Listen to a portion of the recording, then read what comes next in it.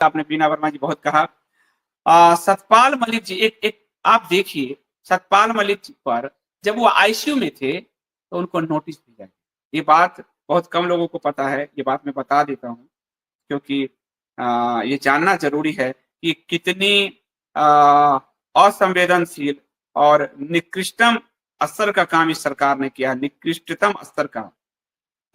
ये जब आ, सरकार, इसका सांसद हरिंदर मलिक हैं, उन्होंने इसको एक्सपोज किया है और कहा है कि सरकार सीबीआई से 2200 करोड़ के स्कैम की आईसीयू में रहते थे सतपाल मलिक, आईसीयू में 2200 करोड़ का समन भिजवा दिया।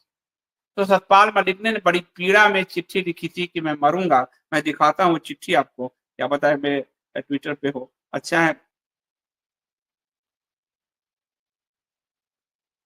सतपाल मलिक का अगर ढूंढ सको वो पुराना ट्वीट है कि वो कह रहे हैं कि मैं मरूंगा, मरने वाला हूं, और इस तरह से।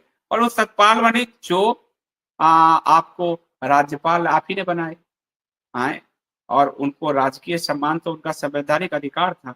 वो लोधी रोड पर जो श्मशान है वहां पर मतलब विपक्ष का नेता गया, पक्ष ने जो, आप ध्यान से देखो इसको, जो नेताजी हमारे वेटिकन के पोप के मरने पे जार जार आंसू रोते हैं, जो नेताजी वेटिकन के पोप और ब्रिटेन की महारानी के लिए झंडा झुका देता है भारत का, संवैधानिक रूप से जिस राज्यपाल उपराज्यपाल का अधिकार था राजकीय सम्मान, वो भी छीन लेता है। और आप कहते हो संवेदनशील सरकार है, ये संवेदनहीनता की पराकाष्ठा है, पराकाष्ठा।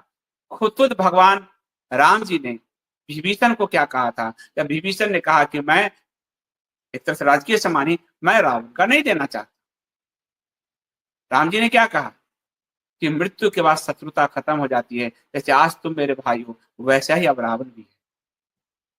लेकिन जो मृत्यु मृत्यु के बाद शत्रुता निभा रहा हो, इस बात को, ये देखिए सतपाल मलिक का, मुझे भी भेज दो, मैं पढ़ देता हूँ, मुझे इसमें भेज दो। जो मृत्यु के बाद शत्रुता निभा रहा हो, क्योंकि इसने कह दिया कि पुलवामा में जो अटैक हुआ था, ये पूरा जो है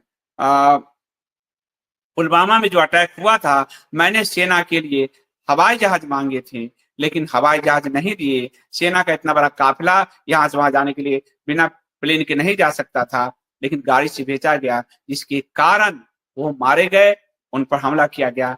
ये कहा कि मुझे कश्मीर में अंबानी का नाम लेकर कहा, उसके लिए रिश्वत और उसके प्रोजेक्ट को पास कराने की जवाबदेही, मतलब दबाव डाला गया। राम माधव जो भाजपा के नेता, उस पर आरोप लगाया, इसीलिए शत्रुता निभाई गई। तो आप सोचते हो ये हिंदू लोग हैं? रामचंद्र जी का आदर्श मानने वाला हिंदू होगा ना, कि संघी आदर्श मानने वाला हिंदू होगा, ये आप तय करो। तो जिस तरह भी धनखड़ जी के साथ किया, जाट नेता के साथ, जिस तरह सतपाल मलिक के साथ किया, तो दो दो बड़े जाट नेताओं के साथ यह जो असंवेदनशीलता का काम किया है, वो ये नीचता की पराकाष्ठा है। और ऐसे ने, मैं तो भाई ये भाजपा में ही थे, मुझे तो क्या लेना देना इससे, लेकिन कभी भी मैं तो रामचंद्र जी के पास के उसके जो विभीषण को उन्होंने कहा, उसके बाद से मैं सीखा हूं, उनका राजकीय सम्मान छीन लेना एक तरह से मतलब नीच प्रवृत्ति है, और क्या कर सकता हूं।